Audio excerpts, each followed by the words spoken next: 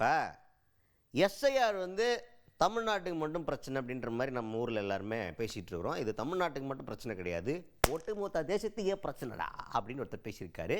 ஆனால் அவர் சொல்கிறதுல எல்லாரும் சொல்கிற ஒரு குற்றச்சாட்டு அதில் முக்கியமாக கவனமாக ஈர்க்கப்படுது. ஏன்னா நார்த்லேயே இந்த குற்றச்சாட்டை பற்றி பேசிகிட்டு இருக்காங்க, அதை எடுத்து இவர் பேசிகிட்டு இருக்காரு. யார் இவர்? விடுதலை சிறுத்தைகள் கட்சி தலைவரும் எம்பியுமான தொல் திருமாவளவன் அவர்கள். அவர் தான். அவர்கிட்ட என்ன கேட்குறாங்கன்னா, பீகார் எலெக்ஷனுக்கு அப்புறம் எஸ்ஐஆருடைய இம்பேக்ட் தமிழ்நாட்டில் பெரிய பாதிப்பை ஏற்படுத்துமா அப்படின்ற மாதிரி ஒரு கேள்வி கேட்குறாங்க. ஸோ அதுக்கு தான் திருமாவளவன் அவர்கள் என்ன சொல்கிறாருன்னா, தமிழ்நாட்டில் மட்டும் கிடையாது ராஜா, பீகார் எலெக்ஷனில் நீங்கள் பார்த்துட்டீங்க ரிசல்ட்டை எப்படி இருக்குது அப்படின்னு சொல்லிட்டு. இது எதிரொலி எஸ்ஐஆரோட எதிரொலி. அப்போ இது தமிழ்நாட்டுக்கு மட்டும் பிரச்சனை கிடையாது, ஒட்டுமொத்த தேசத்துக்குமே பிரச்சனை. ஏன்னா இது வெறுமன வாக்காளர் மறுசீரமைப்பு மட்டும் கிடையாது. இது உண்மையிலே என்னன்னு பார்த்தீங்கன்னா, குடியுரிமை சட்டத்திருத்த மசோதாவோட ஒரு முன்னோட்டம் மாதிரி பண்ணிகிட்டு இருக்காங்க. அதை மறைமுக அஜெண்டாவை வச்சு பண்ணிகிட்டு இருக்கிறாங்க. அதனால் இது பெரும் சிக்கலை ஏற்படுத்தும், ஜாக்கிரதையாக இருக்கணும் அப்படின்னு வார்னிங்கை போட்டிருக்காரு நம்ம திருமாவளவன் அவர்கள். ஒட்டுமொத்த தேசத்திற்கே அச்சுறுத்தல். பீகார் தேர்தல் முடிவு என்பது ஜனநாயகத்தை கொன்று புதைக்கிற ஒரு சதி திட்டத்தின் விளைச்சல் தான். நாடாளுமன்ற ஜனநாயகத்தையே கேலிக்கூத்தாக்குவது, மக்களுக்கு ஜனநாயகத்தின் மீதான நம்பகத்தன்மையை சிதைப்பது என்கிற அடிப்படையில் தான் அது அரங்கேற்றப்பட்டிருக்கிறது. அதில்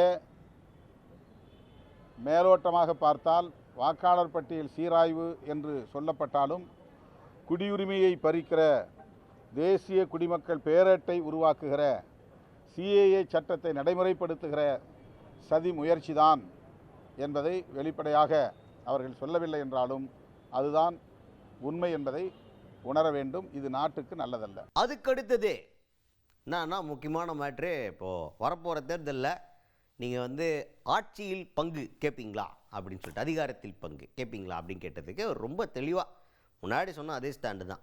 நாங்கள் ஆட்சியில் பங்குன்றதை இந்த தேர்தலில் முன்வைக்க மாட்டோம் கோரிக்கையா அப்படின்னு சொல்லியிருக்காரு. இந்த தேர்தலில் அப்போ ஃப்யூச்சரில் வர்றதுக்கான வாய்ப்பு இருக்குது. இது நிறைய பேர் சொல்லிட்டாங்க, அரசியல் விமர்சகர்கள் நிறைய பேர் சொல்லியிருக்காங்க.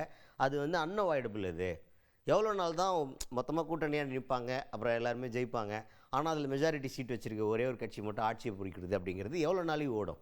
எல்லாருமா சேர்ந்து ஒரு கலெக்டிவ் எஃபர்ட் போடும்போது எல்லாருக்குமான பலன்கள் எதிர்பார்ப்பாங்கல்ல, அதுதான் கண்டிப்பாக வரும் அப்படின்னு சொல்லிட்டு இருக்காங்க. அதுபோல் கண்டிப்பாக வருங்காலங்களில் இந்த மாதிரி கூட்டணி ஆட்சி அப்படிங்கிறது அமையறதுக்கான வாய்ப்பு இருக்குது. அதை தான் நமக்கு இன்டெரக்டாக சொல்லியிருக்காரு திருமாவளவன் அவர்கள். பல்வேறு கட்சிகள் எல்லாம் சீட் அதிகமாக வேணும், ஆட்சியாளர்கள் பங்கு வேணும்.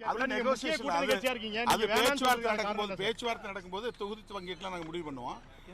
ஆட்சி அதிகாரத்தில் பங்கு வேண்டுங்கிறத இந்த தேர்தல் நாங்கள் வைக்க மாட்டோம், அது ஒரு நிபந்தனையாக வைக்க மாட்டோம்.